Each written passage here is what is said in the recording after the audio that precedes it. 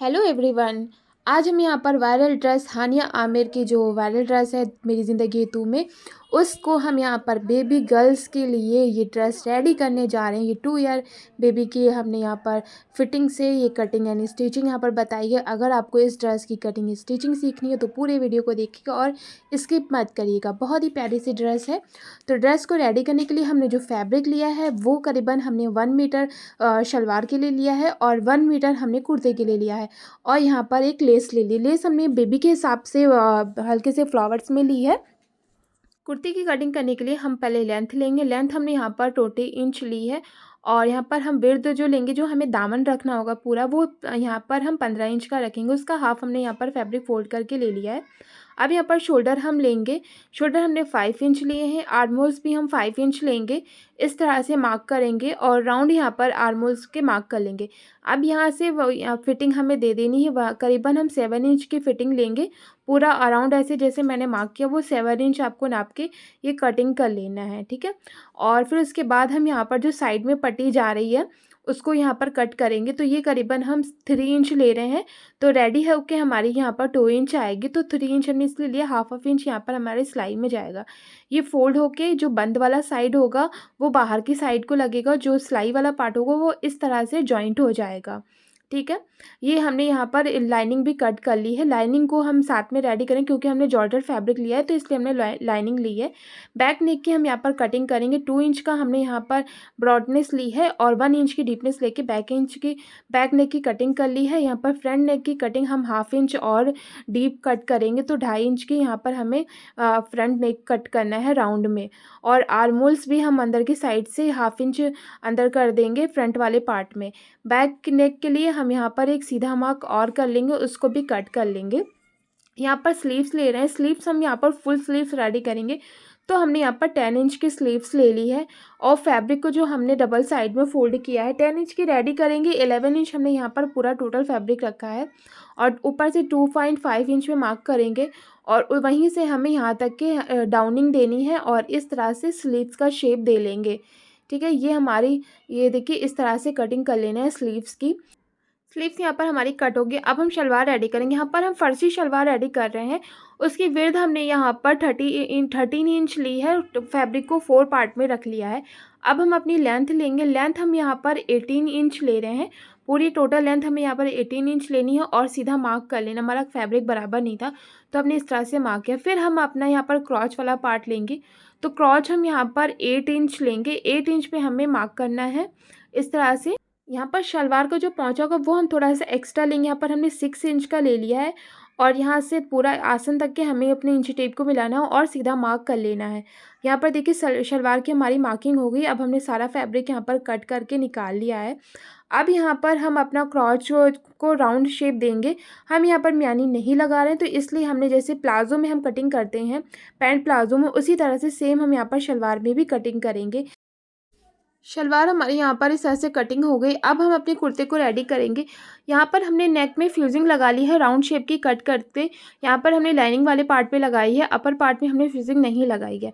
तो दोनों पार्ट को हमें पहले नेक को रेडी करना है। इस तरह से हमें अलग से नेक नहीं रेडी करना पड़ता। अगर हम यहाँ पर लाइनिंग वाला फैब्रिक यूज़ करें, मतलब डबल पार्ट में हमने अस्तर लगाया है, और तो इस तरह से आपको अलग अलग नेक को नहीं रेडी करना पड़ता। आप कुर्ती में काटेंगे और सीधा नेक पे सिलाई लगाकर और फैब्रिक को ऊपर की साइड में फोल्ड कर देंगे। हमारा यहाँ पर नेक बहुत इजी तरीके से रेडी हो जाता है। देखिए मैंने इस तरह से नेक रेडी कर लिया। अब हमें क्या करना है, सारा फैब्रिक यहाँ पर रफ स्टिचिंग कर लेनी है और दोनों पार्ट को आपस में ज्वाइन कर लेना है। इसी तरह से हम अपने बैक वाले नेक को भी रेडी करेंगे।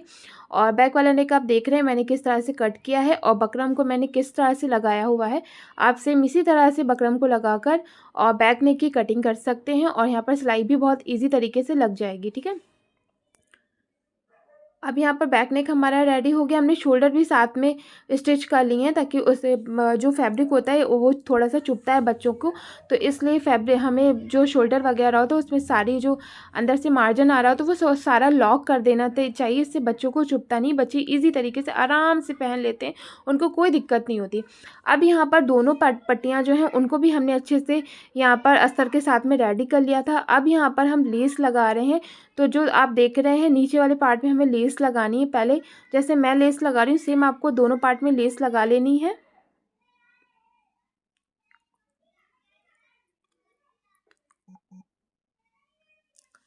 यहाँ पर देखिए ये वाला पार्ट हम इस तरह से ज्वाइन करेंगे, फिर दूसरा पार्ट हम इस तरह से ज्वाइन करेंगे। ठीक है, दोनों पार्ट पहले एक एक पल्ले में हम ज्वाइन कर लेंगे और यहाँ से पूरा हम दामन और चाक फोल्ड कर लेंगे। यहाँ पर देखिए हमने सिलाई लगा के दोनों पार्ट को ज्वाइन कर लिया। अब हम अपनी नेक वाले पार्ट में भी लेस को लगा लेंगे और जो एक्स्ट्रा लेस है उसको कट कर लेंगे। यहाँ पर राउंड में नेक लेस जो है बहुत आराम से लग जा रही है। आप जब भी इस तरह की अगर डिज़ाइन बना रहे हैं, बड़ा सूट भी बना रहे हैं, तो लेस आपको इस तरह की लेनी है जो ईजी लग जाए। ठीक है, अगर सिलाई से नहीं लगती तो जैसे मैं ये पेस्ट कर रही हूँ, यहाँ पर ये ग्लू लेके आप इसी तरह का ग्लू लेके अपनी लेस को लगा सकते हैं। इससे लेस निकलती नहीं है, बहुत अच्छा ग्लू होता है।